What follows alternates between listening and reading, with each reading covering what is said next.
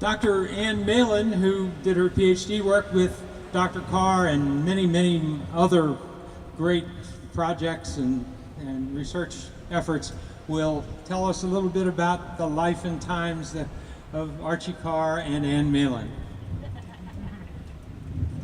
Thanks, Doc. You got a little bit of my line too, but I'm going to put a bookend on one story you were telling about the refuge and the history of the refuge, and that is, I know some of you know this story, but and I don't know the exact year. It was like late 70s, and Dr. Carr had started helping out a local person who was wanting to tag turtles at night on these beaches, Melbourne Beach, and he had an off-road vehicle club, and Dr. Carr was providing tags, and I think he was invited to come out, and he invited Peter and me and Kieran Bjorndal, and we came, and this is way before the refuge. Nobody had ever talked about the refuge. And we went out on the beach one night, and we were looking at loggerheads, and looking at loggerheads, and looking at loggerheads, and we were just headed back in for the night, and we saw a huge, beautiful green turtle. And Dr. Carr was so excited, and here's the story. It was the first green turtle he'd ever seen on a Florida beach. So that precedes, yeah, so, I mean, and he never forgot that. He always, kept talking about, oh my God, that green turtle we saw. So anyway, this story goes back even just a little bit further than that. But I was Dr. Carr's last graduate student, and I got to work for him as his graduate research assistant for a lot of years. I won't tell you how many because it just makes me sound really old, but I worked for him a lot of years, and I was going to just talk a little bit about one of the aspects of my job was receiving the tag returns.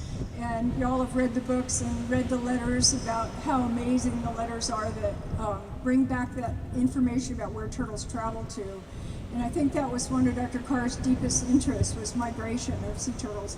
And he had figured out a lot, primarily by talking to fishermen all over the Caribbean, and stories about turtles that had been caught in Nicaragua, taken to some place like Dry Tortugas, and then they broke loose in a hurricane, and they were then recaught in Nicaragua, and they were recognized because the turtle fisherman had carved his initials on the turtle.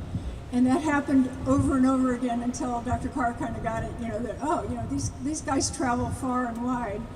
And it's just occurred to me many times how much he would enjoy how much more we know about migration now and the change in technology that he was just on the cusp of. So when I was still a graduate student, he was experimenting with different telemetry, mostly balloons and floats.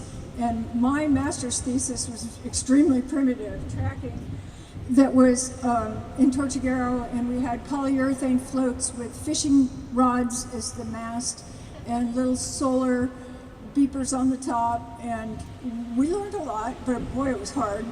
So we did it by being based on the beach in Tortuguero and two different towers that were about 20 feet high. And Stephen Carr manned one and I manned the other, and we just stayed up 60 hours at a time and triangulated every 15 minutes to see where they went. And then when they went out of range, we jumped in a wooden cayuca and drove 40 miles one way and 40 miles the other way, and I get seasick, so I remember all of that a lot. But anyway, those were the tools we had then, and now especially with satellite telemetry, hardly a day goes by that I don't think, oh my, he would have loved that. And we had two cases just this last couple of months where turtles we tagged in Bermuda as young green turtles did something interesting. One of which was, the first one was a 50, 60 centimeter green turtle we tagged out there, and we've got really fancy satellite transmitters on them that give GPS coordinate data that's very accurate. And so anyway, this turtle swam back all the way to Florida, first turtle we ever watched go to Florida, swam in through Miami, the port of Miami, right when they were dynamite blasting to make it deeper for some reason. Went by all that, went further south into the different sounds, kind of got log jam down there, had to come back north, went out an inlet, and started living on the reefs out there, Biscayne Bay National Park. Then stopped transmitting. 2 or 3 years went by, and this January I got a call, and it was Donna Shaver, you all might know, works for Texas Wildlife and Parks, and she says, "I think we've got your turtle." So it was like the first linkage of turtles from Bermuda, which is 600 miles off North Carolina, with the sounds of Texas. And I just thought, oh my God, Dr. Carr would love that. And then a second turtle we tagged and turned loose in August, made a rapid, just beautiful trip to Andros Island in the Bahamas, and then stopped transmitting.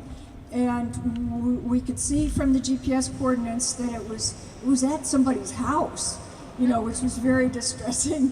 And a long story, but we finally got some help to go out and check it out, and we recovered the transmitter. We're not sure what happened with the turtle, but we got back 800 sets of coordinates, GPS coordinates, that were the most detailed satellite track of a turtle's movement that I've ever seen. And we can tell how deep the animal was swimming, how fast it was swimming, how many times it's breathing, everything. And all I could think about was Dr. Carr. I just thought, my God, he would just think that was the most amazing thing on earth. So the turtles have changed. You know, I guess Doc didn't mention the last statistic for our green turtles. Statewide in 2015, we had 37,000 nests. So from the first time Dr. Carr saw one, and then 37,000, and then the changes in technology equally have changed phenomenally. So it's really fun to be alive, and I'm sorry he's not here to keep enjoying those changes. So, thank you. Thank you so much, Amy.